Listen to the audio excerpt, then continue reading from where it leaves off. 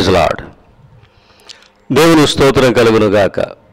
ప్రియ సహోదరి సహోదరుడా, జనులారా, ఈ సమయంలో బైబిల్ నుంచి దేవుని వాక్యాన్ని మనం చదువుకుందాం.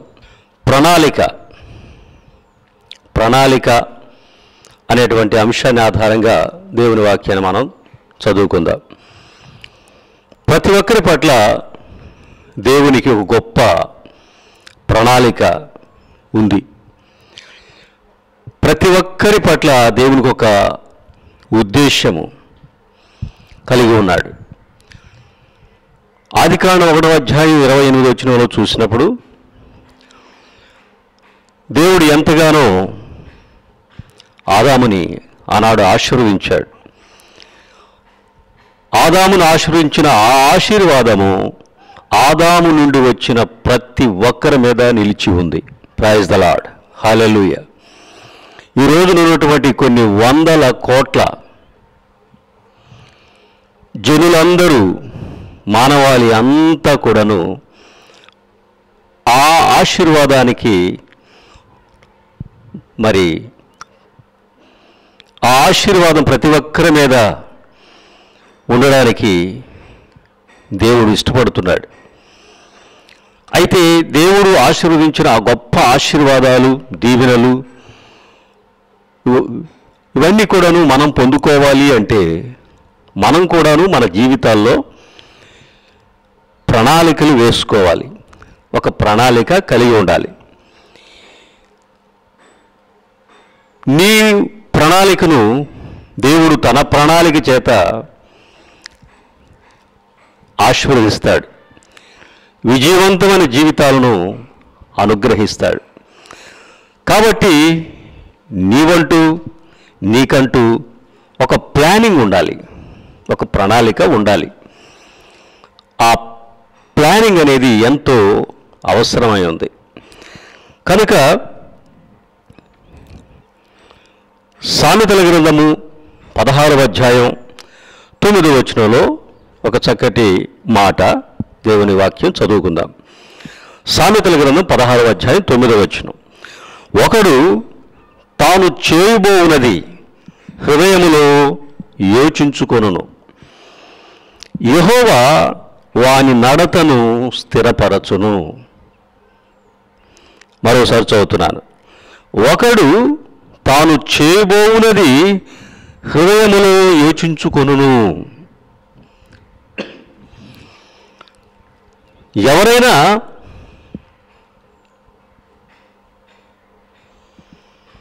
ఒక మనుష్యుడు లేదా ఒక వ్యక్తి చేయబోయేటువంటి కార్యాన్ని ముందుగా హృదయములో, అంటే మనస్సులో యోచించుకుంటాడు. యోచించుకోవడం అంటే ఆలోచిస్తాడు. ఆలోచించడం అంటే ఒక ప్రణాళిక కలిగి ఉంటాడు. Praise the lord. అవును, ఒక కార్యాన్ని చేయబోయే ముందు, కొన్ని సత్క్రియలను మనం ప్రారంభించబోయే ముందు మొదటగా మన మనస్సులో లేదా మన హృదయంలో ఒక ఆలోచన చేస్తాం. ఐడియా. ఆ ఐడియా తదుపరి ఆ ఆలోచన వచ్చింది, మంచిది, వెరీ గుడ్, దేవుని కృపను బట్టి పరిశుద్ధాత్మ సహాయం చేశాడు, మంచి ఆలోచన పొందావు. మరి ఆ ఆలోచనను, ఆ ఉపాయమును, ఆ ఐడియాను కార్యరూపంలోనూ జరిగించడానికి తదుపరి ఏం చేయాలి? ప్రణాళిక వేసుకోవాలి. ప్లానింగ్. Praise the lord. ఎలా ప్రారంభించాలి, ఎలా జరిగించాలి, ఎలా ముగించాలి, ఎలా ఆ కార్యమును సవ్యంగా, క్రమంగా, మర్యాదగా జరిగించాలి. ఎలాంటి అవరోధాలు వస్తాయి, ఎలాంటి అవరోధాల ఆటంకాలు రావడానికి అవకాశం ఉంది, అట్ ది సేమ్ టైం ఎలాంటి శోధనలు రావడానికి కూడాను అవకాశం ఉంది. ఇవన్నీ ముందోడే యోచించుకోవడం. శోధనలు వచ్చినా, అవరోధాలు వచ్చినా, ఆటంకాలు వచ్చినా వాటిని ఎలా అధిగమించాలి, ఏం మనం చేయగలుగుతాం, ఏమి చేయలేము, మన బలము, బలహీనత, ఇవన్నీ కూడాను ప్లానింగ్ అంటాం, మనం ప్రణాళిక అంటాం. కాబట్టి ఒక ఐడియాని నెక్స్ట్ ప్లాన్ చేసుకోగలుగుతాం. ప్లానింగ్ ఉన్నప్పుడు మాత్రమే ఆ పనిని నిర్విఘ్నంగా విజయవంతంగా ముగించగలుగుతాం. అది పని కావచ్చు, మనకున్న జీవిత లక్ష్యం కావచ్చు, నీకు దేవుడిచ్చిన విజన్ దర్శనం కావచ్చు, అదే నీ లక్ష్యము, నీ గురి కావచ్చు. కాబట్టి నీవనుకున్నటువంటి ఆ ఆలోచన సక్సెస్ అవ్వాలంటే ఆలోచిస్తేనే సరిపోదు, దానికి సరైన ప్రణాళిక ఉండాలి. ప్రణాళిక వేసుకుంటేనే సరిపోదు, ఆ ప్రణాళికను సెల్ఫ్ కంట్రోల్తో, సెల్ఫ్ డిసిప్లిన్ కలిగి, క్రమశిక్షణ కలిగి, డిసిప్లిన్తో కాన్సన్ట్రేట్ చేసి ఆ రీతిగా ఆ పనిని సమర్థవంతంగా నిర్వహించగలగాలి, చేయగలగాలి, ఇంప్లిమెంటేషన్లో ఉంచాలి. అంటే ఇంప్లిమెంట్ చేయాలి, అనుసరించాలి, ఆచరించాలి. అప్పుడు మాత్రమే సాధించగలుగుతావు. ప్రైజ్ ద లార్డ్, హల్లెలూయా. కనుక మనం చాలా మంది లోకంలో మనం చూస్తూ ఉంటాం, కొంతమంది ఉన్నతమైన స్థితికి వచ్చినటువంటి వ్యక్తులను చూసి చాలా లైట్గా వాడు అదృష్టవంతుడురా, వీళ్ళు అదృష్టవంతులు, వాళ్ళు చూడు ఎంత చక్కగా ఉన్నారో, ఎంత గొప్ప జీవితాలు కలిగి ఉన్నారో, వాళ్ళు చూడు ఎంతగా ఆశ్రయించబడ్డారో. ఈవెన్ వాళ్ళు దేవుని కూడా నమ్ముకోలేదు, భక్తిహీనులుగా ఉన్నారు. మరి వాళ్ళు కూడాను ఎంతగా ఆ సమృద్ధి ఆశీర్వాదంతో ఉన్నారు. మరి ఇది ఎట్లా సాధ్యమవుతుంది? దేవుడు మరి ప్రార్థన చేసే మాబోటోళ్ళని పట్టించుకోవటం లేదు. మరి వాళ్ళేమో భక్తిహీనులుగా ఉన్నారు, అన్యులుగా ఉన్నారు, లోక సంబంధులుగా ఉన్నారు.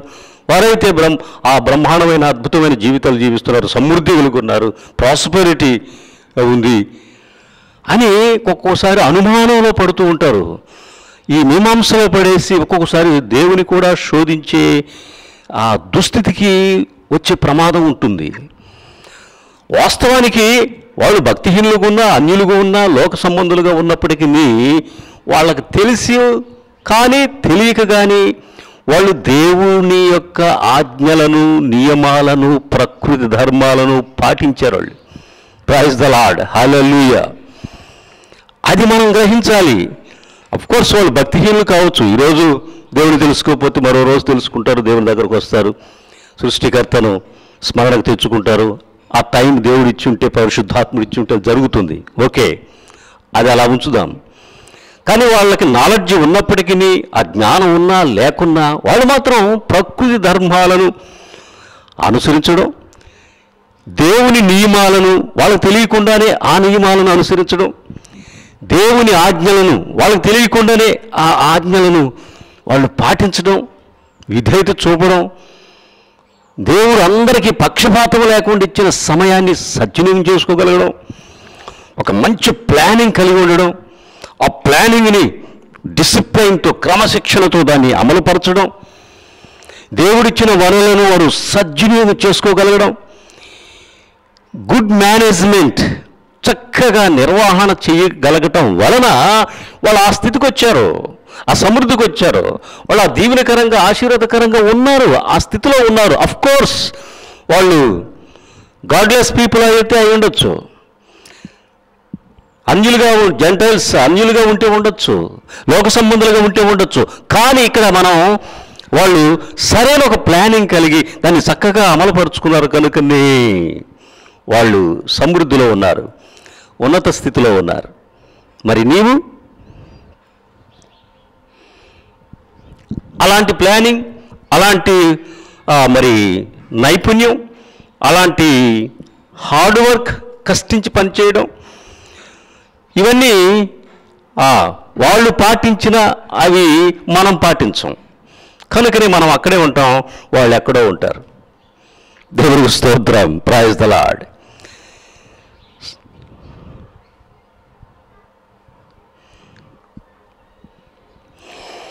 ప్రియ దేవుని బిడ్డలారా, సహోదరి సహోదరుడా, సామెతల గ్రంథం 16:9 పరిశుద్ధ గ్రంథం అదే సెలవిస్తూ ఉంది. ఒకడు తాను చేయబోవునది హృదయములో యోచించుకొనును, అంటే మనస్సులో, అంటే యోచించుకొనును అంటే ఆలోచిస్తాడు, ఒక ప్లాన్ చేసుకుంటాడు. ఇదిగో ఈ పని చేయాలి, ఇది ఎలా చేయాలి, ఇది ఎలా చేయాలి, ఎలా మొదలు పెట్టాలి, ఎలా ప్రారంభించాలి, దీనికి అవసరాలు ఇవి, ఇవన్నీ కూడాను యోచన, ఆలోచన, ప్రణాళిక వేసుకుంటాడు. ఒకవేళ నీవు ఎవరైనా ఇంకా అలాంటి ప్రణాళికలు మీరు వేసుకోకుండా ఏదో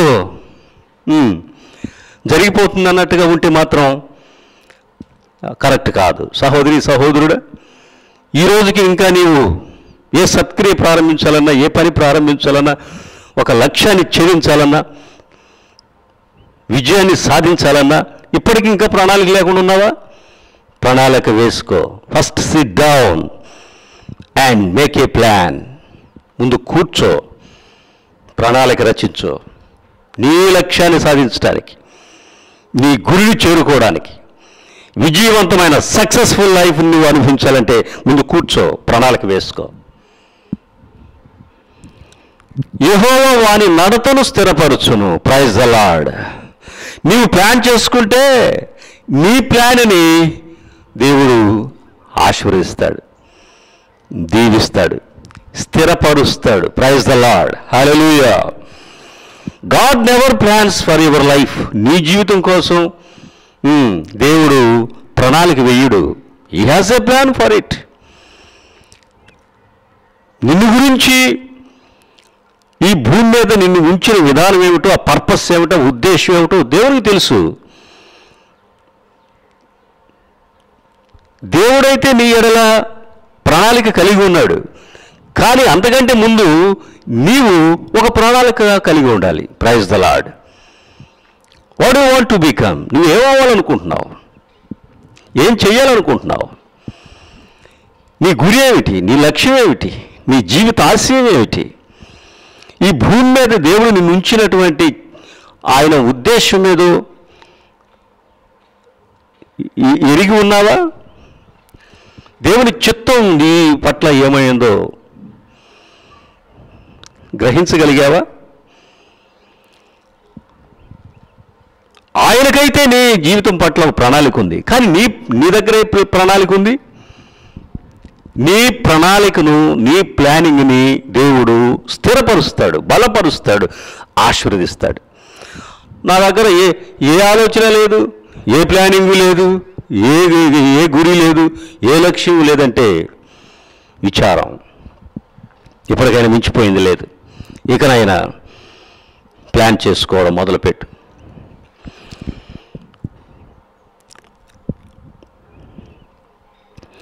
కాబట్టి మన ప్రణాళికను, ప్లానింగ్ని సక్సెస్ చేయటానికి దేవుడు ఒక ప్రణాళిక ఆయన కలిగి ఉన్నాడు.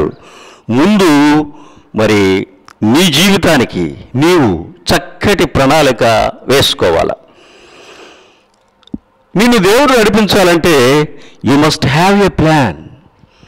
నిన్ను దేవుడు నడిపించాలంటే ముందు నీకంటూ ఒక ప్రణాళిక ఉండాలి.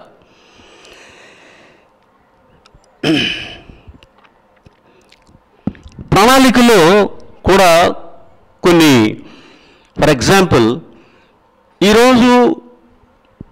రోజుకి ఈ 24 గంటలకి నీకంటూ ఒక చిన్న ప్రణాళిక ఉండాలి. నెక్స్ట్ వీక్కి, నెక్స్ట్ మంత్కి, ఈ సంవత్సరానికి అలా ప్రణాళికలు రచించుకోవాలి. నిద్ర లేవడంతో ఎస్ ఈరోజు ఏమి చేయాలి, ఈరోజు ఎలాంటి కార్యక్రమాలు చేపట్టాలా, ఏ పనులను జరిగించాలి, ఈ రోజుకి ఒక చిన్న ప్లానింగ్ ఉండాలి. Next week, next month, next year ఉండాలి. టోటల్గా ఈ జీవితానికి ప్రణాళిక ఉండాలి. Praise the lord. ఇవన్నీ టెంపరీ, ఇవన్నీ తాత్కాలికమైనవి, చిన్నవి, షార్ట్ అన్నమాట. ఇవన్నీ చాలా సంక్షిప్తమైనటువంటి ప్రణాళికలు. అండ్ ఫైనల్ ఇంపార్టెంట్ ప్రణాళిక, జీవితానికి సంబంధించిన ఒక ప్రణాళిక, గురి, లక్ష్యము ఉండాలి. కనుక ఇలాంటి ఆలోచన, ఇలాంటి ప్రణాళిక, ఇవి లేనప్పుడు మనం చాలా నష్టపోతాం. సమయాన్ని వృధాపరచడమే కాదు, జీవితానికి ఒక మీనింగ్ ఏమీ ఉండదు. ఒక రోజున మనం దేవునికి లెక్క అప్పచెప్పాలి. ఆయన ఇచ్చిన తలాంతులను బట్టి, ఆయన ఇచ్చిన వరాలను బట్టి, ఆయన ఇచ్చిన సమయాన్ని బట్టి, ఆయన ఇచ్చిన ఈ వనరులను బట్టి మనం లెక్క అప్పచెప్పాలి. మరి ఒక బైబిల్లోనే ఒక సంఘటన ఉంది కదా. ఆ యజమానుడు ఇతర దేశాలకు వెళుతూ ఒక అతనికి 5 తలాంతులు, ఒక అతనికి 2 తలాంతులు, ఒక అతనికి 1 తలాంతు ఇచ్చిపోతాడు. 5 తలాంతులు అతను 5కి 5 10 సంపాదించి పెడతాడు. యజమానుడు వచ్చి లెక్క అడిగినప్పుడు విదేశాల నుంచి యజమానుడు వచ్చి లెక్క అడుగుతాడు. వీళ్ళు లెక్క అప్పచెప్పేటప్పుడు 5 తలాంతులు తీసుకున్నప్పుడు 5కి 5 10 తలాంతులుగా దాన్ని డెవలప్ చేశాడు, మల్టిప్లై చేశాడు. 2 తీసుకున్న అతను 2కి 2 మల్టిప్లై చేసి 4గా చేశాడు. Very good. అప్పుడు ఆ మొదటి ఇద్దరిని బట్టి ఆ యజమానుడు అక్కడ ఏమన్నాడు తెలుసా? యజమానుడు అంటే అక్కడ ప్రభువుకి సాదృశ్యం. బలా నమ్మకమైన మంచి దాసుడా అన్నాడు. మీరు ఈ కొద్దిలో విశ్వాసంగా నమ్మకంగా ఉన్నారు కాబట్టి మీరు ఎక్కువలోనూ విశ్వాసంగా ఉంటారని ఆయన ఎక్కువ వాళ్ళకి ఇస్తాడు. ఎక్కడ 3వ అతను ఉంటాడు. 3వ వ్యక్తి 1 తలాంతు తీసుకున్నాడు. దాన్ని ఏం డెవలప్ చేయలేదు, దాన్ని ఏం పట్టించుకోలేదు, భూమిలో దాచిపెడతాడు. యజమానుడు వచ్చిన తర్వాత తీసి, ఇదిగో నువ్వు విత్తన చోట విత్తువాడవు, కోయిన చోట కోయివాడవు, నువ్వు కఠినమైన వాడవు అంటాడు. ఇంగ్లీష్లో హార్డ్ మ్యాన్ అని ఉంది. హార్డ్ మ్యాన్ అంటే కఠిన హృదయం గల్లవాడు, వెత్తకుండానే కోస్తాడట. ఇట్లా అని ఆ 1 తలాంతుని జాగ్రత్తగా భూమిలో దాచిపెట్టి తీసుకొచ్చి యజమానుడికి ఇచ్చేస్తాడు. అప్పుడు అక్కడ ఆ యజమానుడు ఏమన్నాడు తెలుసుగా? చెడ్డదాసుడా అన్నాడు. చెడ్డదాసుడా అంటాడు. కాబట్టి మనం కూడాను దేవుడిచ్చిన వనరులను, దేవుడిచ్చినటువంటి తలాంతులను, దేవుడిచ్చిన వరాలను, దేవుడిచ్చినటువంటి వీటన్నిటినీ సమయాన్ని వీటన్నిటినీ కూడాను సద్వినియోగం చేయకపోతే, సరిగా నిర్వహణ చేయకపోతే, మేనేజ్మెంట్ అంటాం ఇంగ్లీష్లో. మేనేజ్మెంట్ చేసే దేవుడు మేనేజ్మెంట్ చేస్తాడు. కాబట్టి మనం నిర్వహించాల్సిన వాళ్ళమై ఉన్నాం. అంటే ఏమిటి? We are here managers. మనం కూడా మేనేజర్స్మే. సొంతదంటూ మనకి ఏదీ లేదు. ఎందుకని? ఏది తీసుకెళ్ళాం, మనతో ఏది మన వెంట రాదు. కాబట్టి ఈ భూమి మీద, ఈ లోకంలో ఉన్నంతకాలం just we are managers to manage what God has given us. Okay, కనుక ప్రణాళిక అనేది చాలా ఇంపార్టెంట్. చెడ్డదాసుడా అనిపించుకోకూడదు. మనం బలా నమ్మకమైన మంచి దాసుడా అనిపించుకోవాలా. అప్పుడే మనకి కొద్దిలో విశ్వాసం ఉన్నప్పుడు ఎక్కువ మీద మనల్ని ఉంచుతాడు. ప్రైజ్ ద లార్డ్, హల్లెలూయా. ఆయన మన విశ్వాసాన్ని పరీక్షిస్తాడు. అక్కడ మన నమ్మకత్వాన్ని చూస్తాడు, మన విధేయతను చూస్తాడు. కనుక planning is the best important principle of success in life. కాబట్టి సక్సెస్ఫుల్ లైఫ్కి ప్లానింగ్ అనేది చాలా ముఖ్యమైనటువంటి నియమము. అది ఒక ప్లానింగ్ లేకపోతే, ప్లానింగ్ ఈజ్ వెరీ ఇంపార్టెంట్. అలాగే సామెతల గ్రంథం 20వ అధ్యాయం 18వ వచనం చదువుకుందాం. 20వ అధ్యాయము 18వ వచనం. ఉద్దేశములు ఆలోచన చేత స్థిరపరచబడును. ఉద్దేశములు ఆలోచన చేత స్థిరపరచబడును. వివేకము గల నాయకుడివై యుద్ధము చేయము. అద్భుతమైన మాట. ఉద్దేశములు ఆలోచన చేత స్థిరపరచబడును.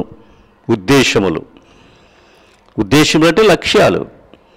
ఆలోచన చేత స్థిరపరచబడును. ఆలోచన చేత అంటే ప్లానింగ్. వివేకము గల నాయకుడివై యుద్ధము చేయమంటున్నాడు. యుద్ధం చేయడానికి వివేకం కావాలి. కాబట్టి దేవుని బిడ్డలారా, సహోదరుడా, మరి ఉద్దేశములు ఆలోచన చేత స్థిరపరచబడును. కాబట్టి మన ఉద్దేశాలను, ఆలోచనలను అమలుపరచాలంటే, ఇంప్లిమెంట్ చేయాలంటే, ఫలితాలు రాబట్టాలంటే ప్రణాళిక అవసరమైనది. A good plan is like A road map. ఒక మంచి ప్రణాళిక, ఒక మంచి ప్లానింగ్ ఒక రోడ్ మ్యాప్ లాంటిది. పేపర్ మీద ఉన్న ఆ రోడ్డు మ్యాప్ను బట్టి మనం ఎక్కడికి వెళ్ళాలో, ఏ ప్రాంతం, ఏ ఏరియా, ఎంత దూరంలో ఉంది, ఇంకెంత డిస్టెన్స్లో ఉంది, ఇదంతా కూడాను రోడ్డు మ్యాప్ను బట్టి సులభంగా ఈజీగా ఆ ప్రాంతాలకు సకాలంలో మరి చేరుకుంటాం.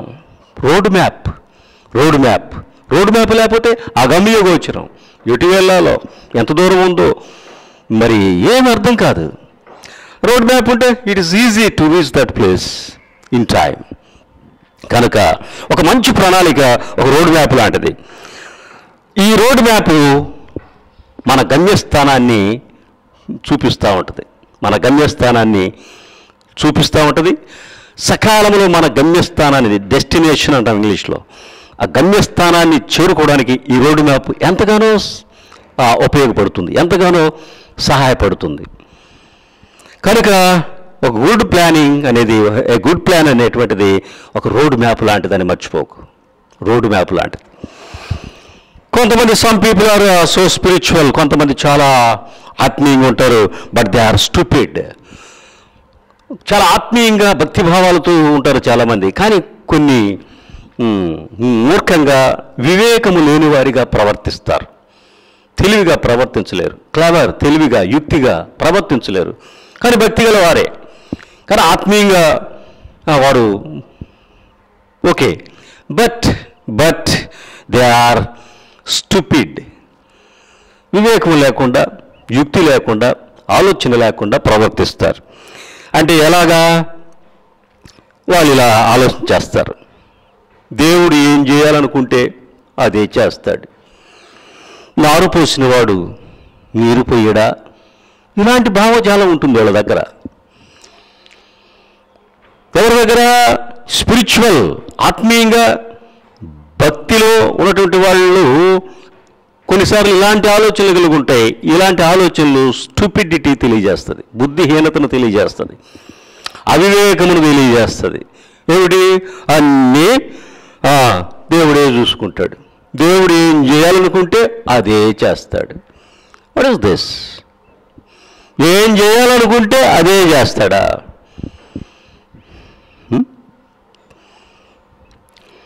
అక్కడ ఏమన్నాడు? ఒకడు తాను చేయబోవునది, సామెతల గ్రంథం 16:9లో ఒకడు తాను చేయబోవునది హృదయములో యోచించుకొనును, యెహోవా వాని నడతను స్థిరపరచును. నీవు ఒక ప్లాన్ చేసుకుంటే నువ్వేం కావాలనుకుంటున్నావో, నువ్వేం చేయాలనుకుంటున్నావో, నీ ఉద్దేశం ఏమిటో, ఇవన్నీ నువ్వు ప్లాన్ చేసుకుంటే ఆ ప్లాన్ని దేవుని పాదాల చేత పెట్టి మనం ప్రార్థన చేస్తాం. ఆయన అప్రూవల్ కోసం ఆయన స్థిరపరుస్తాడు, బలపరుస్తాడు, సహాయం చేస్తాడు, జ్ఞానాన్ని ఇస్తాడు, తెలివినిస్తాడు, సమర్థతనిస్తాడు ఆ ప్లాన్ సక్సెస్ చేయటానికి. అంతే తప్ప దేవుడు నీ చిత్తం లేకుండా, నీ ఆలోచన లేకుండా, నీ ప్రణాళిక లేకుండా నువ్వు అక్కడే కూర్చొని దేవుడా దేవుడా దేవుడా అంటుంటే అన్నీ ఆయన చేసి పెట్టడు. ఇలాంటి ఆలోచనలు మనలో నుంచి వెడలిపోవాలి. ఇలాంటి ఆలోచనలు మనం కలిగి ఉండకూడదు. Of course ever a spiritual man, of course you are a devotional man. నీవు భక్తిలో ఆత్మీయంగా ఉన్నావు. అయితే వివేకం కావాలి కదా. వివేకం అవసరం లేదా? విజ్డమ్, జ్ఞానం అవసరం లేదా? అండర్స్టాండింగ్ అవసరం లేదా? నాలెడ్జ్ అవసరం లేదా? దేవుడు ఏం చెప్తున్నాడో, ఏం చేయమంటున్నాడో, ఆయన ధర్మాలు, నియమాలు, ఇవన్నీ అవసరం లేదా? వాటి ప్రకారం మనం నడుచుకోకూడదా? నడవకుండా ఉండాలా? ప్లానింగ్ అంటూ ఉండొద్దా? ఆలోచన అంటూ ఉండొద్దా? ఏమీ లేకుండా దేవుడే చూసుకుంటాడు. దేవుడు ఏం చేయాలనుకుంటే అదే చేస్తాడు. ఏం నీరసమైన మాటలు ఇవి. ఒక రకంగా దేవుని శోధించటం. అలాగే మనం వింటూ ఉంటాం, నారు పోసిన వాడు నీరు పోయడా? దేవుడు ఏమంటాడు? What ever you want I'm going to do. నీకేది కావాలో అడుగు, నేను చేస్తానంటాడు దేవుడు. మరి మత్తయి సువార్తలో 7:7 కూడా మనం చూస్తాం కదా, అడుగుడి మీకు ఇవ్వబడును అన్నాడు. మీరేం అడగవల్లే, మీకేం కావాలి నేను ఇచ్చేస్తాలే అని ఎక్కడన్నా ఉందా? లేదు. అడుగుడి, అడగండి, మీకు ఇవ్వబడును. వెతకుడి మీకు దొరుకును, తట్టుడి మీకు తెరవబడును అన్నాడు. ముందు మనం చేయాల్సిన పనులు ఉన్నాయి, మన తర్వాతే. దేవుని రాజ్యముని నీతిని మొదట వెతకుడి అన్నాడు. దేవుని రాజ్యాన్ని నీతిని మొదట మనం వెతకాల, అప్పుడు అవన్నీ అనుగ్రహించబడను. అవన్నిటి కోసం ఆయనే చూస్తాడు, ఆయనే చేస్తాడు. ఆయనకు అప్పచెప్పుకున్న నారు పోసినవాడు నీరు పోయాడా, ఆ మాత్రం జ్ఞానం దేవుడికి ఉండదా అని ఇక్కడ తర్కం చేస్తూ వాదోపవాదాలు చేస్తూ అలా ఉండటం అనేది అజ్ఞానం.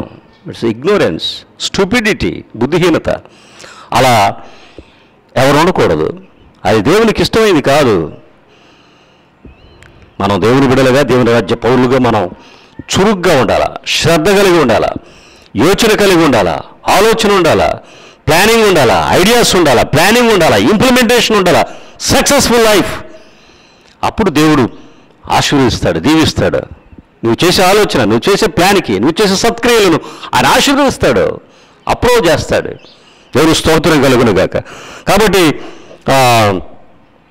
యోహాను సువార్త 15:7 కూడా ఒక మాట ఉంటుంది. యోహాను సువార్త 15:7 ఒక మాట ఉంది.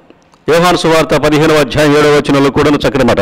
నా యందు మీరును మీ యందు నా మాటలను నిలిచియుండిన యెడల మీకేది ఇష్టమో అడుగుడి, అది మీకు అనుగ్రహింపబడును. మీకేది ఇష్టమో అడుగుడి, అది మీకు అనుగ్రహింపబడును. ముందు ఎవరేం చేయాలా? మనం అడగాలి, అప్పుడు ఇస్తాడు.